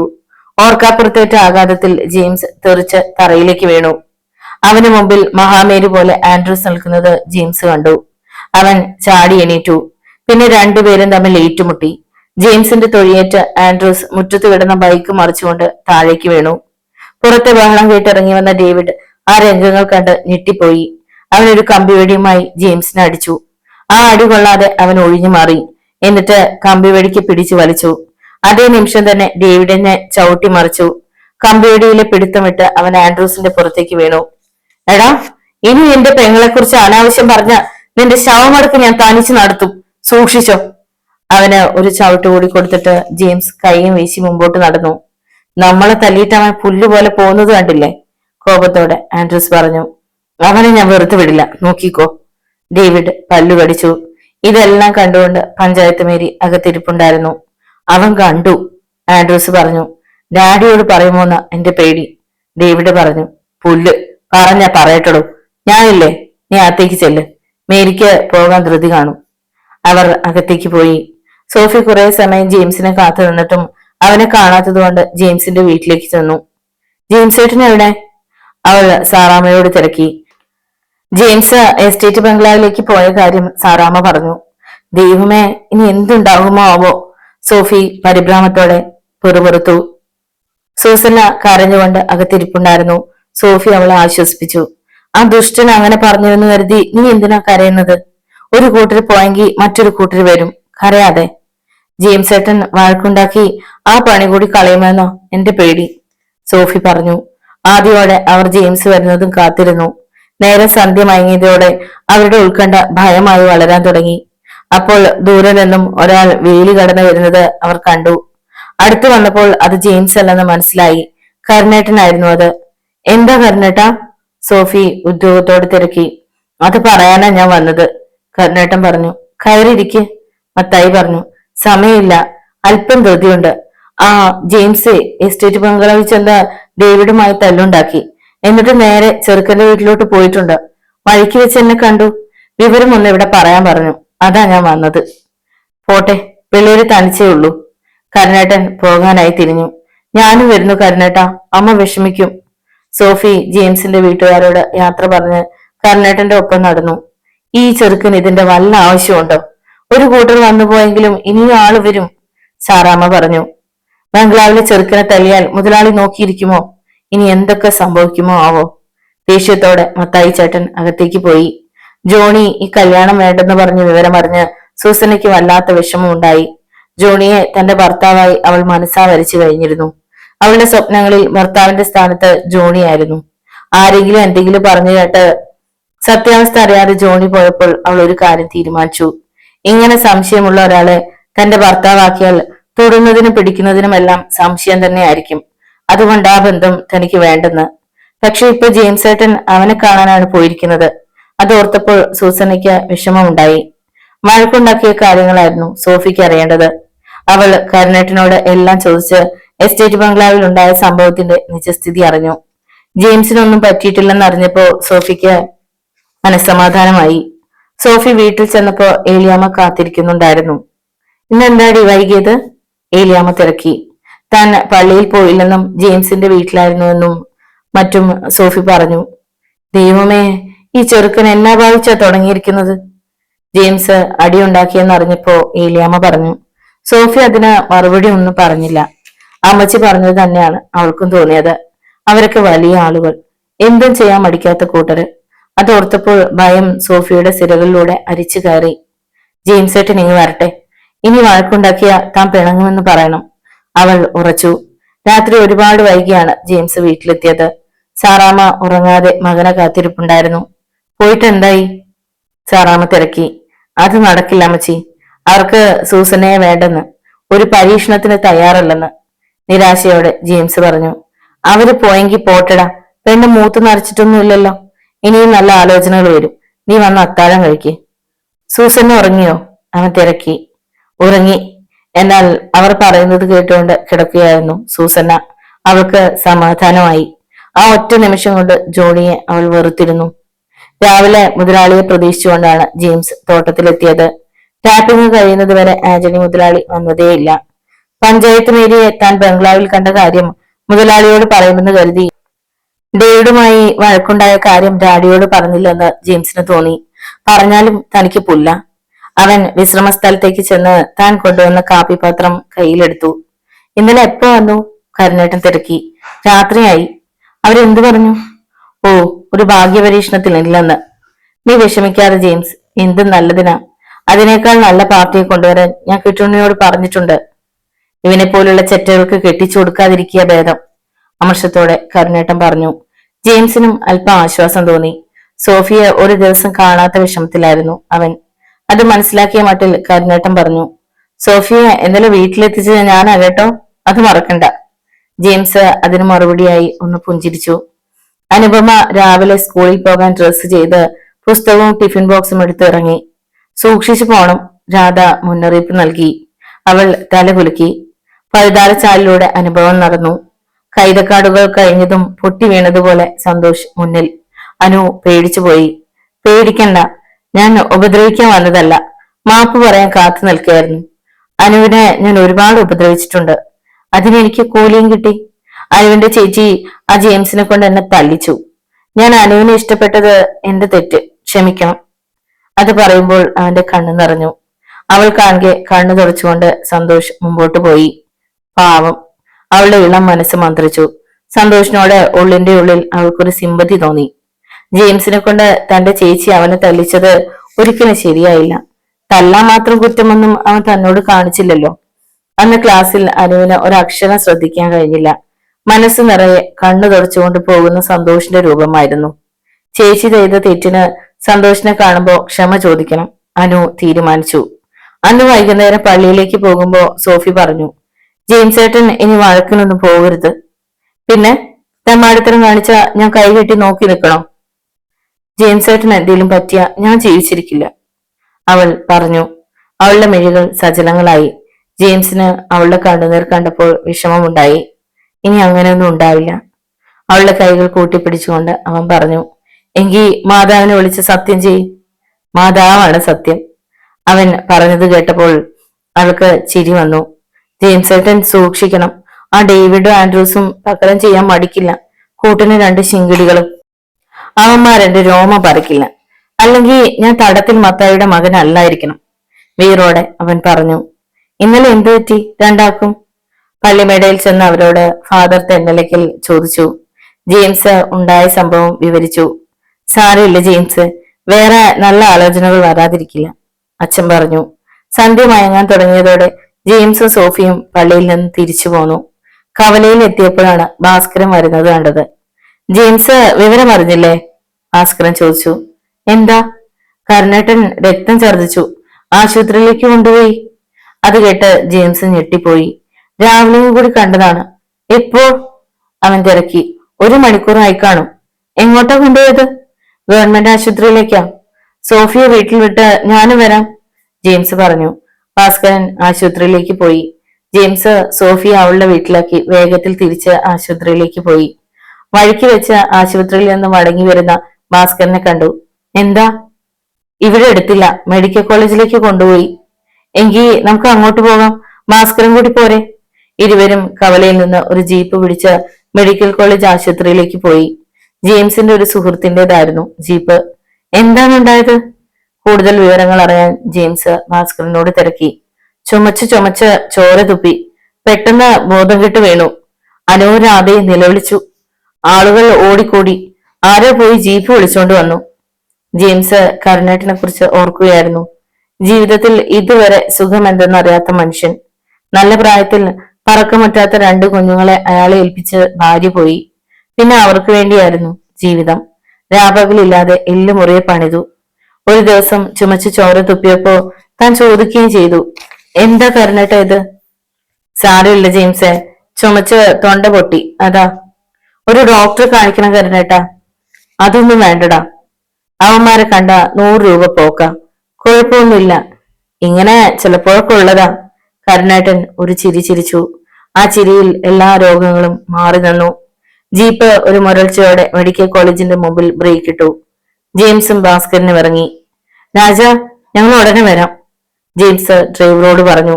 ഭാസ്കരനും ജെയിംസും പ്രധാന ഗേറ്റിലൂടെ അകത്തേക്ക് ചെന്നു. അപ്പോൾ സന്ദർശകരെ കടത്തിവിടുന്ന സമയമായിരുന്നു. അവർ കുറച്ച് മുമ്പോട്ട് നടന്നപ്പോൾ അന്തോണി എതിരെ വരുന്നത് കണ്ടു. അന്തോണി, കരുണേട്ടൻ എങ്ങനെയുണ്ട്? ജെയിംസ് ഉദ്യോഗത്തോട് തിരക്കി. കുഴപ്പമില്ല, വാർഡിലേക്ക് മാറ്റി. ഞാൻ കുറിച്ചു തന്ന ഗുളിക മേടിക്കാൻ പോകുക. എങ്കിൽ ഗുളിക വാങ്ങിക്കൊണ്ടുവാ. വാർഡിനുള്ളിൽ കയറിയ ജെയിംസ് ചുറ്റും നോക്കി. ജനറൽ വാർഡ് ആയതിനാൽ കണ്ടുപിടിക്കാൻ അല്പം വിഷമിച്ചു. ഒടുവിൽ രാധയെ അയാൾ കണ്ടു. ജെയിംസും ഭാസ്കരനും കരുണേട്ടൻ കിടക്കുന്ന ബെഡിനരികിലെത്തി. രാധയും അനുഭവമേയും അടുത്തു തന്നെ ഉണ്ടായിരുന്നു. ജെയിംസ് ഏട്ടാ, അച്ഛൻ. അയാളെ കണ്ടപ്പോൾ രാധ അറിയാതെ വിതുമ്പി. സാരമില്ല, എങ്ങനെയുണ്ടിപ്പോ? കണ്ണു തുറന്നു കിടക്കുന്ന കരുണേട്ടനോട് ജെയിംസ് തിരക്കി. എനിക്കൊന്നുമില്ലടോ. കരുണേട്ടന്റെ ചുണ്ടിൽ ഒരു വരണ്ട പുഞ്ചിരി മിന്നി. അന്തോണി അപ്പോഴേക്കും ഗുളികളുമായി വന്നു. രാധ ഗുളിക വാങ്ങി അച്ഛനെ എണീപ്പിച്ചിരുത്തി കൊടുത്തു. കരുണേട്ടനെ ആശുപത്രിയിലേക്ക് കൊണ്ടുപോകാൻ സഹായിച്ച 5-6 തൊഴിലാളികൾ പുറത്തു നിൽപ്പുണ്ടായിരുന്നു. കരുണേട്ട, എന്താവശ്യം ഉണ്ടായാലും പറയാൻ മടിക്കണ്ട. ഭാസ്കരൻ ഇന്നിവിടെ നിൽക്കട്ടെ, ജെയിംസ് പറഞ്ഞു. വേണ്ട ജെയിംസ്, പിള്ളേരുണ്ടല്ലോ, വെറുതെ ബുദ്ധിമുട്ടണ്ട. മാത്രമല്ല എനിക്കിപ്പോ യാതൊരു കുഴപ്പവുമില്ല. രാധേ, ഞാൻ ഇറങ്ങട്ടെ, ജെയിംസ് യാത്ര പറഞ്ഞു. തിരിച്ചു പോരുമ്പോൾ രാധയെയും അനുപമയെയും കുറിച്ചായിരുന്നു ജെയിംസിന്റെ ചിന്ത. ഗ്രാമത്തിന്റെ വിശുദ്ധി മുഴുവൻ ഉൾക്കൊണ്ട ഒരു പനിനീർപ്പൂവാണ് രാധയെന്ന് അയാൾക്ക് തോന്നി. നിഷ്കളങ്കയായ ഗ്രാമീണ കന്യക. പക്ഷെ അനുപമ നേരെ തിരിച്ചാണ്. അല്പം പരിഷ്കാരമൊക്കെയുണ്ട്. സന്തോഷ് പിന്നെ ശല്യത്തിനൊന്നും പോയിട്ടില്ലെന്ന് രാധ പറഞ്ഞത് ജെയിംസ് ഓർത്തു. പക്ഷെ പേടിക്കേണ്ടത് അവനെയൊന്നുമല്ല, ആൻഡ്രൂസിനെയും ഡേവിഡിനെയുമാണ്. രാധയോട് സോഫിയോടും സൂക്ഷിക്കണമെന്ന് താൻ പറഞ്ഞിട്ടുമുണ്ട്. 3-ാം ദിവസം കരുണേട്ടനെ ആശുപത്രിയിൽ നിന്നും ഡിസ്ചാർജ് ചെയ്തു. ഡിസ്ചാർജ് ആകുന്നതിന്റെ അന്ന് രാവിലെ രാധ ജെയിംസിനെ തിരക്കി തോട്ടത്തിൽ വന്നു. എന്താ രാധേ, കരുണേട്ടൻ എങ്ങനെയുണ്ട്? അവൻ തിരക്കി. ജെയിംസ് ഏട്ടാ, അച്ഛന് ഇന്ന് പോരാ. പക്ഷേ പക്ഷേ എന്താ പറയൂ? ബില്ലടയ്ക്കാൻ 500 രൂപയുടെ കുറവുണ്ട്. ജെയിംസ് ഏട്ടന്റെ കയ്യിൽ പൈസ ഉണ്ടെങ്കിൽ. ഇതാണോ കാര്യം? രാധ പോയിക്കോളൂ. ഞാൻ പാലെടുത്ത് മിഷ്യംപുരയിൽ എത്തിച്ചാൽ ഉടനെ പണവുമായി ആശുപത്രിയിൽ വരാം. അത് കേട്ട് രാധ ആശ്വാസത്തോടെ പോയി. രാധ പോകുന്നത് ഒരാൾ കാണുന്നുണ്ടായിരുന്നു. മറ്റാരുമായിരുന്നില്ല, അത് സോഫി ആയിരുന്നു. 2 ദിവസമായി ജെയിംസിനെ കാണാതിരുന്നത് കൊണ്ട് അവൾ അന്വേഷിച്ചു വന്നതായിരുന്നു. രാധയും ജെയിംസും സംസാരിക്കുന്നത് ശ്രദ്ധിക്കുകയായിരുന്നു അവൾ. കരുണേട്ടൻ ആശുപത്രിയിൽ കിടക്കുമ്പോ ഇവൾ ഇവിടെ ജെയിംസ് ഏട്ടനുമായി ശൃംഗരിക്കാൻ വന്നതാണോ? അപ്പോൾ സോഫിക്ക് എന്തൊക്കെയോ സംശയങ്ങളുണ്ടായി. അവള് തിരിഞ്ഞു നടക്കാൻ തുടങ്ങുമ്പോഴാണ് ജെയിംസ് കണ്ടത്. സോഫി, നീ വന്നിട്ട് തിരിച്ചു പോകുവാണോ? അവൻ അത്ഭുതത്തോടെ ചോദിച്ചു. അതിന് മറുപടി പറയാതെ അവൾ പൊട്ടിക്കരഞ്ഞുകൊണ്ട് ഓടിപ്പോയി. താൻ രാധയുമായി സംസാരിക്കുന്നത് കണ്ട് സോഫി തെറ്റിദ്ധരിച്ചതാണെന്ന് ജെയിംസിന് മനസ്സിലായി. മണ്ടിപ്പെണ്ണ്, അവൻ അറിയാതെ ചിരിച്ചു. ഉച്ചയോടുകൂടി ജെയിംസ് ഹോസ്പിറ്റലിലെത്തി. ആവശ്യമുള്ള പണം അയാൾ കൊടുത്തു. കരുണേട്ടനെ ഡിസ്ചാർജ് ചെയ്തു. 1 മാസത്തേക്ക് വിശ്രമമാണ് ഡോക്ടർ നിർദ്ദേശിച്ചിരിക്കുന്നത്. താന് മരമുന്താൻ പോയില്ലെങ്കിൽ 3 വയർ പട്ടിണിയാകും. അതോർത്തായിരുന്നു കരുണേട്ടന്റെ വിഷമം. ജെയിംസ് എല്ലാത്തിനും വഴിയുണ്ടാകുമെന്ന് പറഞ്ഞ് കരുണേട്ടനെ സമാധാനിപ്പിച്ചു. അന്ന് വൈകുന്നേരം ജെയിംസും സോഫിയും പള്ളിയിലേക്ക് പോയി. പോകുന്ന വഴി സോഫി മൂകയായിരുന്നു. നീ എന്താ രാവിലെ തോട്ടത്തിൽ വന്നിട്ട് ഒന്നും മിണ്ടാതോടിയത്? അവൻ തിരക്കി. അത് അവൾ പറയാൻ മടിച്ചു. എനിക്കറിയാം, ഞാൻ രാധയുമായി സംസാരിച്ചു നിൽക്കുന്നത് കണ്ടിട്ടല്ലേ. ഞാൻ രാധയും പ്രേമത്തിലാ, കല്യാണം കഴിക്കാൻ പോവുക. അവളെ ശുണ്ഠി പിടിപ്പിക്കാൻ അവൻ പറഞ്ഞു. അവളെ കല്യാണം കഴിക്കോ കൂടെ താമസിപ്പിക്കോ എന്താന്ന് വെച്ചാ ചെയ്തോ, എല്ലാം എനിക്കറിയാം. സോഫി കരയാൻ തുടങ്ങി. നീ ഇത്ര തൊട്ടാവാടിയായി പോയല്ലോ എന്റെ പെണ്ണെ. കരുണേട്ടനെ ആശുപത്രിയിൽ നിന്ന് പോകണമെങ്കിൽ കുറച്ച് പണം കൂടി വേണമായിരുന്നു. അത് കടം മേടിക്കാനാ രാധ വന്നത്, അല്ലാതെ നീ വിചാരിക്കും പോലൊന്നും അല്ല. ജെയിംസ് പറഞ്ഞു. ഈ കണക്കിന് കല്യാണം കഴിഞ്ഞാൽ എനിക്ക് മറ്റു പെണ്ണുങ്ങളും നോക്കാൻ കൂടി പറ്റില്ലല്ലോ. ചേടാ, എന്തൊരു ഗതികേടാ ഇത്, അവൻ തുടർന്നു. അതിനു പകരമായി അവളുടെ മുഖത്ത് നറുവെണ്ണിലാവ് പടർന്നതുപോലെ ഒരു ചിരി പടർന്നു. അവന് വേണ്ടി മാത്രമുള്ള ചിരി. സോഫി ആലങ്കര ബംഗ്ലാവിൽ പതിവ് പോലെ ചെന്നതായിരുന്നു. ആന്റണി മുതലാളിയും ഡേവിഡും അവിടെ ഉണ്ടായിരുന്നില്ല. ഡേവിഡിന്റെ നിഴൽ കാണുന്നത് തന്നെ സോഫിക്ക് പേടിയാണ്. ഇതാര്, സോഫിയോ? ആ ശബ്ദം കേട്ടവൾ തിരിഞ്ഞു നോക്കി. ഡെയ്സി, ആന്റണി മുതലാളിയുടെ മൂത്ത മകൾ. ഡെയ്സി ചേച്ചി എപ്പോ വന്നു? സോഫി കുശലം ചോദിച്ചു. ഇന്നലെ രാത്രി. തനിച്ചാണോ അതോ? അല്ല, ഞങ്ങൾ 3 മോളെവിടെ? അപ്പുറത്ത് നീതുവിന്റെ കയ്യിലുണ്ട്. ഡെയ്സി, ഒരു ചായ. പീറ്റർ ആയിരുന്നു അത്. പീറ്ററിനെ കണ്ട സോഫി ഒതുങ്ങി മാറി നിന്നു. എടി പെണ്ണെ, നീ ആകെ മാറിപ്പോയല്ലോ. പഴയ മരുന്ന് പെണ്ണ് നീ തന്നെ ആയിരുന്നോ? പീറ്റർ അവളെ നോക്കിക്കൊണ്ട് പറഞ്ഞു. സോഫി മെല്ലെ അകത്തേക്ക് വലിഞ്ഞു. ഡെയ്സി പീറ്ററിന് ചായ കൊടുത്ത ശേഷം അടുക്കളയിലേക്ക് ചെന്നു. സോഫി, നിന്റെ കല്യാണം ഉറപ്പിച്ചില്ലേ? ജെയിംസ് തന്നെയല്ലേ? അതെ, അവൾ നാണത്താൽ മന്ത്രിച്ചു. സോഫി, നീ ഈ ചായ നീതുവിന്റെ മുറിയിൽ കൊണ്ടു കൊടുക്ക്. അവൾ കൊച്ചിനെയും കളിപ്പിച്ചിരിക്കുക. റോസമ്മ ഒരു കപ്പ് ചായ സോഫിയുടെ കയ്യിൽ കൊടുത്തുകൊണ്ട് പറഞ്ഞു. അവൾ ചായക്കപ്പുമായി സ്റ്റെയർ കേസ് കയറി നീതുവിന്റെ മുറിയുടെ വാതിലിൽ തട്ടി. യെസ്. അകത്തു നിന്നും നീതുവിന്റെ ശബ്ദം കേട്ടു. അവൾ വാതിൽ തുറന്ന് അകത്തു കയറി. നീതു എന്തോ എഴുതുകയാണ്. ലിൻഡമോൾ തറയിലിരുന്ന് കളിക്കുകയായിരുന്നു. സോഫി ചായക്കപ്പ് മേശപ്പുറത്ത് വെച്ച് ലിൻഡമോളെ എടുത്തു. മോള് ഈ ആന്റി അറിയുമോ? അവൾ ചോദിച്ചു. എന്നാ പറ, ആന്റിയുടെ പേരെന്താ? സോഫി. അപ്പോ മോള് ഓർക്കുന്നുണ്ടല്ലേ? നീതു എന്താ എഴുതുന്നത്? സോഫി തിരക്കി. എന്റെ സോഫി, അടുത്ത ആഴ്ച കോളേജ് ഡേ ആണ്. കവിതാ രചനയ്ക്ക് പേര് കൊടുത്തിട്ടുണ്ട്, എഴുതി നോക്കുകയാണ്. സോഫി കവിത എഴുതുമോ? ഞാൻ എഴുതില്ല, ജെയിംസ് ആയിട്ട് നന്നായി കവിത എഴുതും. കോളേജിൽ പഠിച്ചിരുന്ന കാലത്തെ മൂപ്പർക്കാണ് ഫസ്റ്റ് പ്രൈസ് കിട്ടിയിരുന്നത്. റിയലി? നീതു അത്ഭുതപ്പെട്ടു. സോഫി ജെയിംസ് ഏട്ടനോട് എനിക്കൊരു കവിത എഴുതി തരാൻ പറയോ പ്ലീസ്? നീതു നേരിട്ട് പറഞ്ഞാ മതി, ഞാനും പറയാം. എങ്കിൽ സോഫി പറയണം, ഞാൻ നാളെ തന്നെ ജെയിംസ് ഏട്ടനെ കാണാം. അന്ന് വൈകുന്നേരം തമ്മിൽ കണ്ടപ്പോൾ സോഫി ജെയിംസിനോട് നീതുവിന് കവിത എഴുതി കൊടുക്കുന്ന കാര്യം പറഞ്ഞു. നീ എന്തിനാ പറയാൻ പോയത്? ആ കൊച്ചിന് വട്ട. ജെയിംസ് പറഞ്ഞു. നീതു രാവിലെ ജെയിംസേട്ടനെ കാണാൻ തോട്ടത്തിൽ വരും. പറ്റില്ല എന്ന് പറയരുത്. നീതുവിന്റെ മുമ്പിൽ ഞാൻ നാണം കെടും. നോക്കട്ടെ, ജെയിംസ് പറഞ്ഞു.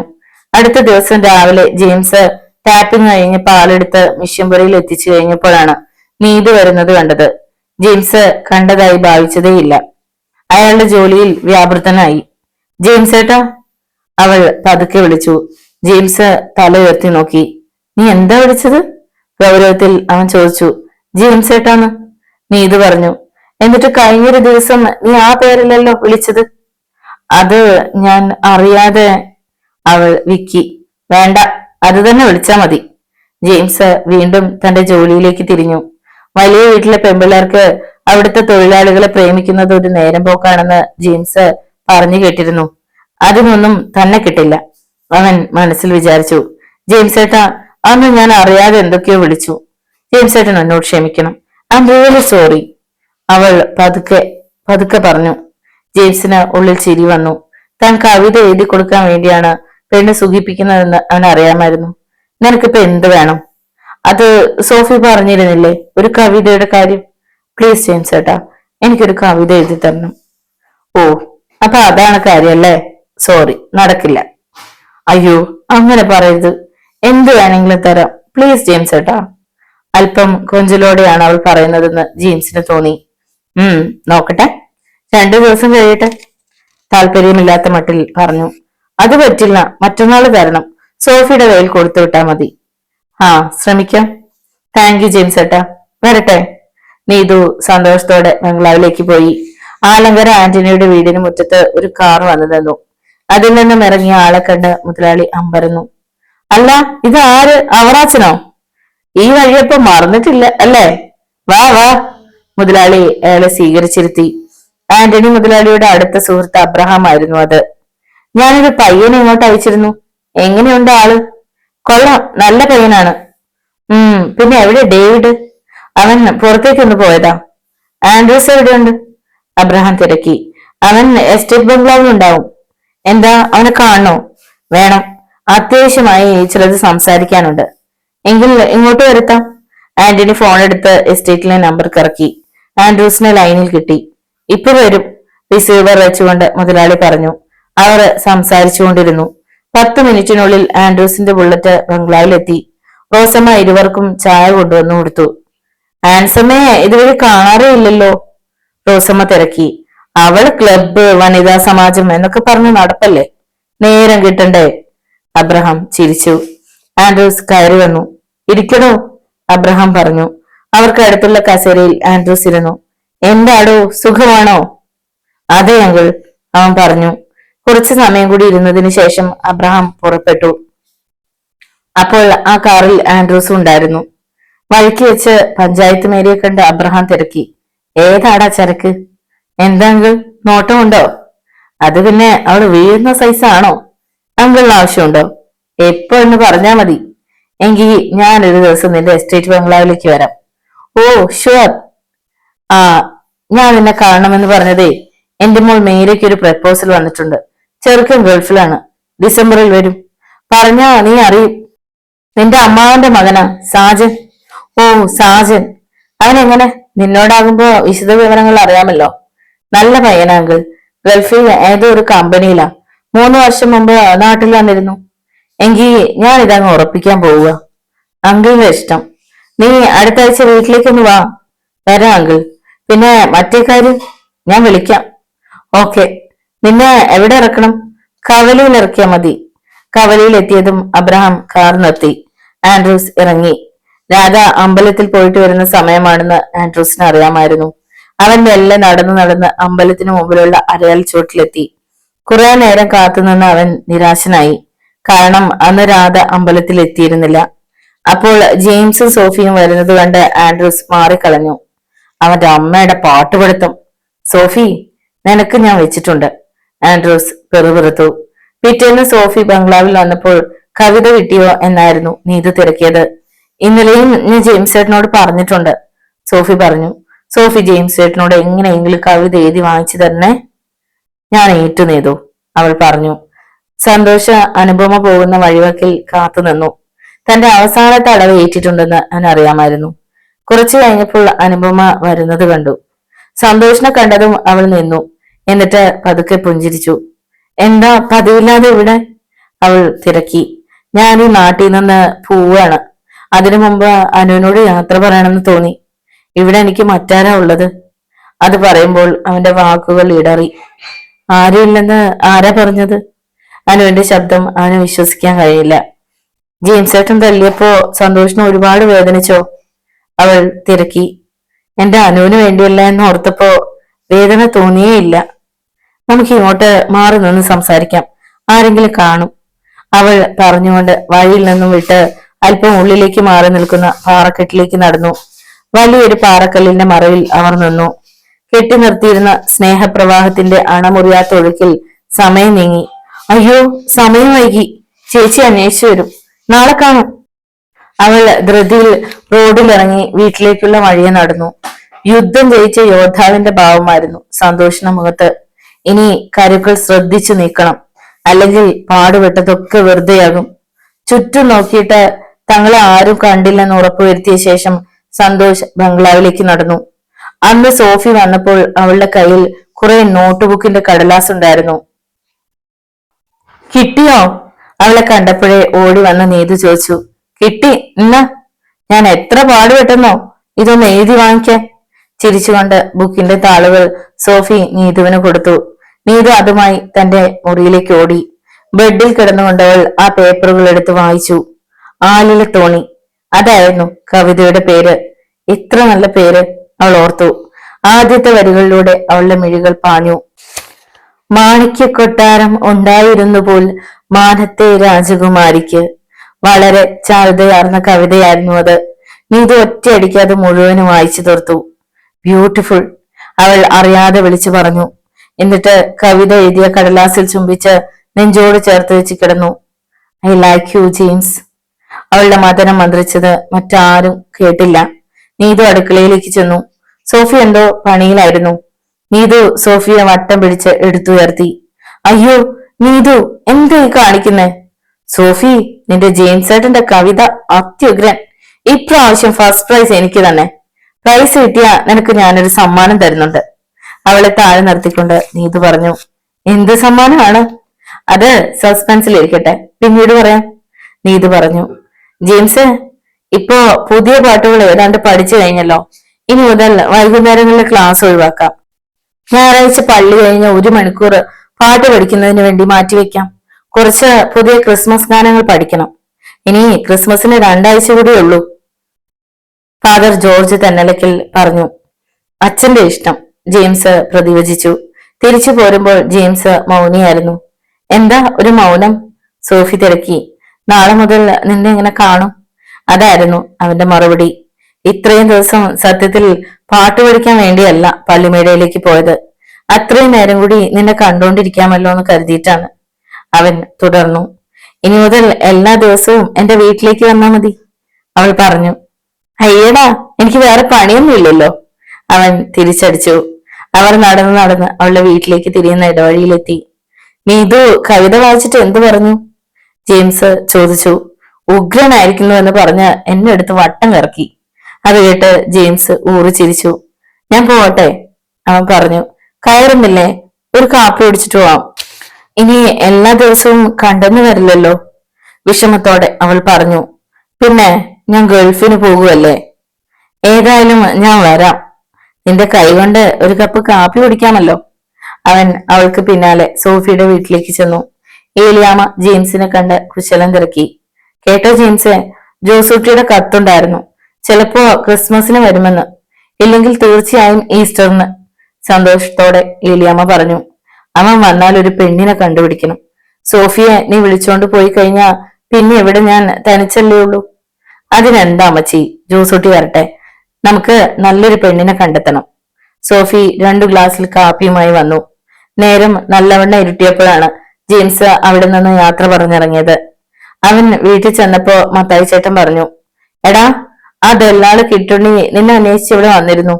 നാളെ നിന്നെ അത്യാവശ്യമായിട്ടൊന്ന് കാണണമെന്ന്. എന്താ കാര്യമെന്ന് പറഞ്ഞോ? ജെയിംസ് അകത്തേക്ക് പോയി ഷർട്ടും മുണ്ടും മാറി ഒരു ലുങ്കി എടുത്തെടുത്തു. എന്തിനായിരിക്കും കിട്ടുണ്ണിയേട്ടൻ കാണണമെന്ന് പറഞ്ഞത്? സൂസന്റയ്ക്ക് വേണ്ടി പുതിയ ആലോചന വല്ലതും വന്നിട്ടുണ്ടാകും.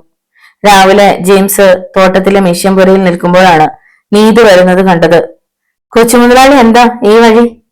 ജെയിംസ് ഒരു തമാശ പറഞ്ഞു. ജെയിംസ് ഏട്ടൻ കളിയാക്കണ്ട കേട്ടോ. അവൾ കൃത്രിമ പരിഭ്രമം നടിച്ചു. കവിത ഇഷ്ടപ്പെട്ടോ? രണ്ടും ഇഷ്ടപ്പെട്ടു. അവൾ മുഖമുയർത്താതെ പറഞ്ഞു. രണ്ടുമോ? അതെന്താണ്?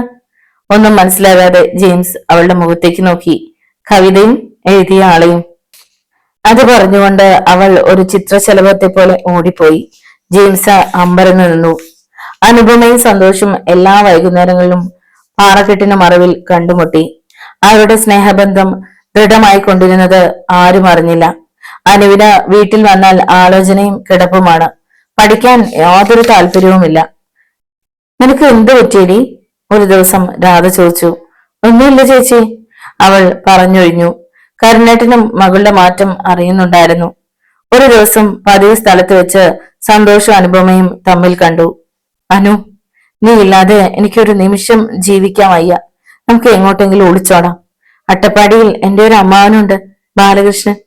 നമുക്ക് അങ്ങോട്ട് പോവാം. സന്തോഷ് പറഞ്ഞു. എനിക്കും സമ്മതം, അവൾ പറഞ്ഞു. എങ്കിൽ മറ്റന്നാൾ നീ പോകാൻ തയ്യാറായി രാവിലെ ഇറങ്ങുക. ഞാൻ ഇവിടെ ഉണ്ടാവും. അവൾ തല കുലുക്കി. അപ്പോൾ അവരെ ശ്രദ്ധിച്ചുകൊണ്ട് ഒരാൾ നിൽപ്പുണ്ടായിരുന്നു. ജെയിംസ് ആയിരുന്നു അത്. സന്തോഷം അനുപമയും പോയി കഴിഞ്ഞപ്പോൾ ജെയിംസ് മെല്ലെ നടന്നു. വെളുക്കാൻ തേച്ചത് പാണ്ടായി എന്ന് തോന്നുന്നു. താനെന്ന് സന്തോഷിനിട്ട് രണ്ട് കൊടുത്ത വെട്ടതാണ്. പക്ഷെ ഇപ്പോൾ അവരൊന്നായിരിക്കുന്നു. ഈ വിവരം പെട്ടെന്ന് കരുണേട്ടനെ അറിയിക്കണം, ജെയിംസ് തീരുമാനിച്ചു. പിന്നെ ആ തീരുമാനം മാറ്റി. കാരണം രോഗശൈലിയിൽ കിടക്കുന്ന കരുണേട്ടൻ ഈ വിവരം അറിഞ്ഞാൽ ആകെ വിഷമിക്കും. നാളെ രാധയെ കാണുമ്പോൾ പറയുന്നതാവും നല്ലത്. കരുണേട്ടൻ കിടപ്പിലായതോടെ രാധ തോട്ടത്തിൽ വരാറുണ്ട്. ടാപ്പിംഗ് ചെയ്തു വയ്ക്കുന്ന മരത്തിന്റെ പാലെടുത്ത് അവൾ മിഷ്യൻപുരയിൽ എത്തിക്കും. ആരും പണിക്ക് പോകാതിരുന്നാൽ കുടുംബം പുലരണ്ടേ. ഇടയ്ക്ക് ജെയിംസ് കൈ അയച്ച് സഹായിക്കും. കരുണേട്ടൻ പറയും, ഒന്നും വേണ്ട മോനെ. അത് പറയുമ്പോൾ കണ്ണു നിറയുന്നത് പലപ്പോഴും ജെയിംസ് കാണാറുണ്ട്. സാരമില്ല കരുണേട്ട, അവൻ ആശ്വസിപ്പിക്കും. ജെയിംസിനെ പോലൊരു മകനെ ദൈവം തനിക്ക് തന്നില്ലല്ലോ എന്നോർത്ത് കരുണേട്ടൻ ദുഃഖിക്കും. കരുണേട്ടൻ രോഗമായി കിടപ്പിലാണെന്ന് അറിഞ്ഞപ്പോ ഒരിക്കൽ കൂടി ആൻഡ്രൂസ് പഴയ പദ്ധതിയുമായി കരുണേട്ടനെ കാണാൻ വന്നു. കരുണേട്ട, ഞാൻ മുമ്പ് പറഞ്ഞില്ലേ രാധയെ വീട്ടുജോലിക്ക് വിടുന്ന കാര്യം. ചോറും കറികളും ഉണ്ടാക്കിയിട്ട് അവൾ ഇങ്ങോട്ട് പോന്നോട്ടെ. 1000 രൂപ തരാം. ഇപ്പോ കരുണേട്ടന് പണത്തിന് വിഷമമാണെന്നും അറിയാം, ആൻഡ്രൂസ് പറഞ്ഞു. കരുണേട്ടൻ മറുപടി പറയുന്നതിന് മുമ്പ് എല്ലാം കേട്ടുകൊണ്ട് നിന്ന രാധ ഇറങ്ങി വന്നു. ഞങ്ങൾ ഇതിലെ നടന്ന് തെണ്ടിയാലും സാറിന്റെ പണി വേണ്ട, സാറ് ചെന്നാട്ടെ, അവൾ മുഖത്തടിച്ചതുപോലെ പറഞ്ഞു. കോപത്തോടെ ആൻഡ്രൂസ് ബൈക്ക് സ്റ്റാർട്ട് ചെയ്തു. എന്തിനാ മോളെ സാറിനോട് നീ ആവശ്യമില്ലാത്തതൊക്കെ പറഞ്ഞത്? കരുണേട്ടൻ രാധയെ ശാസിച്ചു. ഇന്നാളത്തെ അടിയുടെ ചൂടുണ്ടായിരുന്നെങ്കിൽ അവൻ ഇതും പറഞ്ഞുകൊണ്ട് ഇവിടെ വരില്ലായിരുന്നു അച്ഛാ. എന്റെ മോളെ, അവരൊക്കെ വലിയൊരു, മോള് സൂക്ഷിക്കണം. അച്ഛന് വയ്യാണ്ടായി പോയില്ലേ? അച്ഛൻ വിഷമിക്കാതെ, ഒന്നും സംഭവിക്കില്ല, രാധ കരുണേട്ടനെ ആശ്വസിപ്പിച്ചു. പിറ്റേന്ന് തോട്ടത്തിലെ പണിയൊക്കെ കഴിഞ്ഞ് രാധ പോകാൻ തുടങ്ങിയപ്പോൾ ജെയിംസ് പിന്നാലെ ചെന്നു.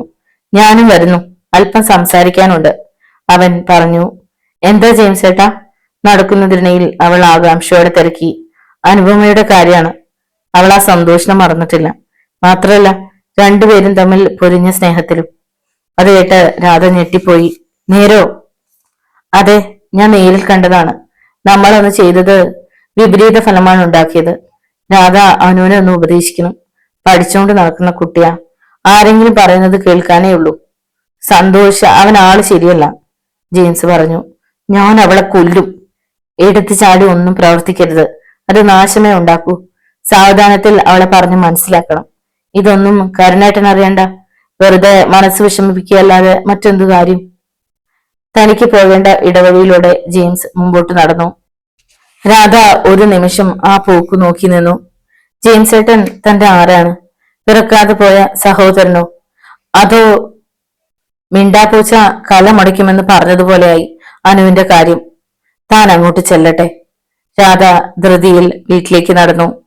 ജെയിംസ് കവലയിൽ എത്തിയപ്പോൾ അവനെ കാത്തു നിന്ന പോലെ കിട്ടുണ്ണി മുമ്പിലെത്തി. എന്താ കിട്ടുണ്ണിയേട്ടൻ എന്നെ അത്യാവശ്യമായി കാണുമെന്ന് പറഞ്ഞത്? ജെയിംസ് ചോദിച്ചു. വാ പറയാം. കിട്ടുണ്ണി ജെയിംസിനെയും വിളിച്ചുകൊണ്ട് പൂട്ടിക്കിടക്കുന്ന ഒരു കടയുടെ വരാന്തയിലേക്ക് കയറി. ജെയിംസെ, ഒരാലോചന വന്നിട്ടുണ്ട്. കൂരാച്ചുണ്ടിൽ നിന്നുമാണ്. ചെറുക്കൻ ഹൈസ്കൂളിലെ പ്യൂണ. താല്പര്യമുണ്ടെങ്കിൽ അടുത്ത ഞായറാഴ്ച ഞാൻ കൂട്ടിക്കൊണ്ടുവരാം. അതിപ്പോ ക്രിസ്മസ് കഴിയാതെ കല്യാണം നടത്താൻ പറ്റില്ലല്ലോ. മതി, കണ്ടുറപ്പിച്ചു വെക്കാമല്ലോ. ക്രിസ്മസിന് ഏറിയ 2 ആഴ്ച, അതിനു മുമ്പ് മനസ്സമ്മതം. ഒരാഴ്ച കഴിഞ്ഞ് കല്യാണം. എന്താ? ഞാൻ ചാച്ചനുമായി ആലോചിക്കട്ടെ. പിന്നെ അടുത്ത ശനിയാഴ്ച തന്നെ വന്നോളൂ. ജെയിംസേ, ഇനിയും അവൻ ഇത് മുടക്കുമോ? ആര്? ഡേവിഡോ? എങ്കിൽ അവനെ കൊന്നു ഞാൻ ജയിലിൽ പോവും. ജെയിംസ് ദേഷ്യത്തോടെ മുമ്പോട്ട് നടന്നു. ജെയിംസേ, അപ്പൊ ശനിയാഴ്ച ഞങ്ങൾ വരും, കിട്ടുണ്ണി വിളിച്ചു പറഞ്ഞു. അനുപമ സ്കൂൾ വിട്ടു വരാൻ കാത്തിരിക്കുകയായിരുന്നു രാധ. ഇപ്പോ മിക്കവാറും വൈകുന്നേരം അവൾ താമസിച്ചാണ് വരവ്. ചോദിച്ച സ്പെഷ്യൽ ക്ലാസ് ഉണ്ടെന്ന് പറയും. 10ാം ക്ലാസ്സിലേതല്ലേ, നേരാണെന്ന് താനും വിചാരിച്ചു. പക്ഷെ അവനുമായി കിന്നരിച്ചു നിൽക്കുന്നത് കൊണ്ടാണ് വൈകുന്നതെന്ന് ജെയിംസ് ചേട്ടൻ പറഞ്ഞപ്പോഴല്ലേ മനസ്സിലായത്. ഇങ്ങ് വരട്ടെ, രാധ മനസ്സിൽ പറഞ്ഞു. 4:30 മണി കഴിഞ്ഞപ്പോൾ അനുപമ വരുന്നത് രാധ കണ്ടു. എന്താടി താമസിച്ചത്? സ്പെഷ്യൽ ക്ലാസ് ഉണ്ടായിരുന്നു ചേച്ചി, അവൾ പറഞ്ഞു. അതോ സന്തോഷിനെ കാത്തുനിന്നതോ? അത് കേട്ട് അവൾ ഞെട്ടിപ്പോയി. അത് അവൾ വിറച്ചു. വിറയ്ക്കണ്ട, എല്ലാം ഞാൻ അറിഞ്ഞു. മേലാൽ അവനെ കണ്ട അതോടെ നിന്റെ സ്കൂളിൽ പോക്ക് ഞാൻ നിർത്തും. അനുപമയ്ക്ക് സമാധാനമായി. തങ്ങൾ നാളെ ഇവിടം വിട്ടുപോകാൻ തീരുമാനിച്ചിരിക്കുന്ന വിവരമൊന്നും ചേച്ചി അറിഞ്ഞിട്ടില്ല. ആശ്വാസമായി. അവൾ അകത്തേക്ക് പോയി. പുസ്തകങ്ങൾ മേശപ്പുറത്തിട്ട് കട്ടിലേക്ക് കയറി കിടന്നു. നാളെ ഈ നേരത്ത് താൻ, അവൾ തന്റെ മനസാക്ഷിയോട് ഒന്നുകൂടി ചോദിച്ചു. സന്തോഷിനെ വിശ്വസിക്കാമെന്ന ഉത്തരം തന്നെ വീണ്ടും കിട്ടി. തന്റെ അച്ഛനെയും ചേച്ചിയെയും ഉപേക്ഷിച്ച് തനിക്ക് പ്രായപൂർത്തിയായിട്ടില്ലെന്ന് പറഞ്ഞ് കേസ് കൊടുത്താൽ സന്തോഷിനെ നഷ്ടപ്പെടും. പക്ഷെ തന്റെ അച്ഛൻ കേസ് കൊടുക്കുമോ? ജെയിംസ് ഏട്ടന്റെ പിൻബലമുണ്ടെങ്കിൽ അച്ഛൻ എന്തിനു സമ്മതിക്കും? അനുപമയ്ക്ക് എത്ര ആലോചിച്ചിട്ടും ഒരു തീരുമാനത്തിലെത്താൻ കഴിഞ്ഞില്ല. നീ ഇവിടെ വന്ന് കിടപ്പാണോ? കാപ്പി വേണ്ടേ? രാധ വന്ന് ചോദിച്ചപ്പോൾ അവൾ ചിന്തയിൽ നിന്നും ഞെട്ടി ഉണർന്നു. ജെയിംസ് ഏട്ടാ. ഇരുവഞ്ഞിപ്പുഴയുടെ പാലം കിടക്കുകയായിരുന്ന ജെയിംസ് ആ വിളി കേട്ട് തിരിഞ്ഞു നോക്കി. നീതുവാണ്. കോളേജിൽ പോയിട്ട് വരവാണ്. എന്താ, ഇന്ന് കാറ് കൊണ്ടുപോയില്ലേ? ഈ വഴി വരാൻ വേണ്ടി ഇന്ന് കാർ എടുത്തില്ല. അതെന്താ? എനിക്ക് ഇതുവഴി വന്ന ജെയിംസ് ഏട്ടനെ കാണാമല്ലോ. പെണ്ണെ, നീ ഇത് എന്ത് ഭാവിച്ച? ജെയിംസിന് സത്യത്തിൽ അമ്പരപ്പാണ് ഉണ്ടായത്. നീതുവിന്റെ ഉള്ളിലിരിപ്പ് അവനറിയാം. പെണ്ണിന് തന്നോട് പ്രേമം. അതോർത്തപ്പോൾ അവന്റെ ചുണ്ടിൽ ഒരു പുഞ്ചിരി വിടർന്നു. നീതു, നീ വീട്ടിൽ പോ. ആരെങ്കിലും കണ്ടാ പിന്നെ എനിക്ക് ഈ നാട്ടിൽ ജീവിക്കണം. എനിക്ക് ഇഷ്ടമുള്ളവരോട് ഞാൻ സംസാരിച്ചു നിൽക്കും. അതിന് നാട്ടുകാർക്ക് എന്ത് ഛേദം? അവൾ പറഞ്ഞു. പിന്നെ ജെയിംസ് ഏട്ടാ, കോളേജിലേക്ക് കവിതാരചനയ്ക്ക് ഫസ്റ്റ് പ്രൈസ് എനിക്കാ. ആഹ്ലാദത്തോടെ നീതു ജെയിംസിനെ നോക്കി. എങ്കിൽ ആ സമ്മാനം എനിക്ക് അവകാശപ്പെട്ടതാണ്. തമാശ മട്ടിൽ അവൻ പറഞ്ഞു. തരാമല്ലോ. അവൾ ഹാൻഡ് ബാഗിൽ നിന്നും ഒരു പാക്ക് എടുത്ത് ജെയിംസിന് കൊടുത്തു. അയ്യോ നീതു വേണ്ട, അവൻ പറഞ്ഞു. ഞാൻ ജെയിംസ് ഏട്ടന് തരാനായി വാങ്ങിച്ചതാ, പോട്ടെ. അവൾ കൈവീശി വേഗത്തിൽ മുമ്പോട്ട് നടന്നു. ജെയിംസ് ആ പാക്കറ്റ് അഴിച്ചു നോക്കി. കാഡ്ബറീസിന്റെ 2 വലിയ ചോക്ലേറ്റ് പാക്കറ്റുകൾ. അതിനു മുകളിൽ 4ആയി മടക്കിയ ഒരു കടലാസ്. ജിജ്ഞാസയോടെ ജെയിംസ് ആ കടലാസ് കഷ്ണം തുറന്നു നോക്കി. പ്രിയപ്പെട്ട കവിക്ക് എന്റെ എളിയ ഉപഹാരം. അതിനു താഴെ ഐ ലവ് യു എന്നും കുറിച്ചിരുന്നു. ഈ പെണ്ണിന് വട്ടാണ്. കടലാസ് ചുരുട്ടി പുഴയിലേക്ക് എറിഞ്ഞുകൊണ്ട് ജെയിംസ് പെറുപെറുത്തു. സോഫി ബംഗ്ലാവിലെ പണി കഴിഞ്ഞ് വന്ന് കുളിക്കാനും അലക്കാനുമായി പോകാൻ തുടങ്ങുമ്പോഴാണ് ജെയിംസ് കയറി വന്നത്. അല്ല ജെയിംസ് ഏട്ടാ, 2 ദിവസമായല്ലോ ഇതുവഴി കണ്ടിട്ട്. മധുര നിറഞ്ഞ പരിഭവത്തോടെ അവൾ പറഞ്ഞു. ഇതെന്താ കയ്യിൽ? നീതു കൊടുത്ത പാക്കറ്റ് കണ്ടുകൊണ്ട് അവൾ തിരക്കി. തുറന്നു നോക്ക്, അവൻ പറഞ്ഞു. സോഫി പെട്ടെന്ന് പാക്കറ്റ് തുറന്നു. Hi, chocolate. ഇത് എവിടുന്നാ? കവിത എഴുതി കൊടുത്തതിന് നീതു തന്ന പ്രതിഫലം. ആ കവിതയ്ക്കാ പ്രൈസ്. ഊവോ. സോഫിക്ക് സന്തോഷം അടക്കാനായില്ല. അമ്മച്ചിയോടെ? കിടപ്പ അകത്തുണ്ട്. അമ്മച്ചി, ജെയിംസ് ഏട്ടൻ, സോഫി വിളിച്ചു പറഞ്ഞു. കുറച്ചു കഴിഞ്ഞപ്പോൾ ഏലിയാമ്മ തിണ്ണയിലേക്ക് ഇറങ്ങി വന്നു. മോനെ, ഇതുവഴി ഇപ്പൊ കാണാറേ ഇല്ലല്ലോ. എന്റെ അമ്മച്ചി ഓരോ പണിത്തിരക്ക്. പിന്നെ നല്ല മറിക്കല്ലേ, സോഫി പതുക്കെ പറഞ്ഞത് അവൻ കേട്ടു. സൂസനെ കാണാൻ ആരാണ്ട് വന്നിരുന്നുവെന്ന് ഇവൾ പറയുന്നത് കേട്ടു. അതെന്തായി? ഏലിയാമ്മ തിരക്കി. അത് മാറിപ്പോയി അമ്മച്ചി. വേറൊരു കൂട്ടര് ശനിയാഴ്ച വരുന്നുണ്ട്. നേരാണോ? സോഫി ചോദിച്ചു. അതെ, അവൻ പറഞ്ഞു. ഇതെങ്കിലും നടക്കണേ മാതാവേ. സോഫി മന്ത്രിക്കുന്നത് കേട്ട് ജെയിംസിന് ചിരി വന്നു. സോഫി, കാപ്പിയിട്. വേണ്ട അമ്മച്ചി, ഞാൻ ഇറങ്ങുവാ, ജെയിംസ് എണീറ്റുകൊണ്ട് പറഞ്ഞു. സോഫിയും പിന്നാലെ ഇറങ്ങി. അമ്മച്ചി, ഞാനൊന്ന് കുളിച്ചു വരാം.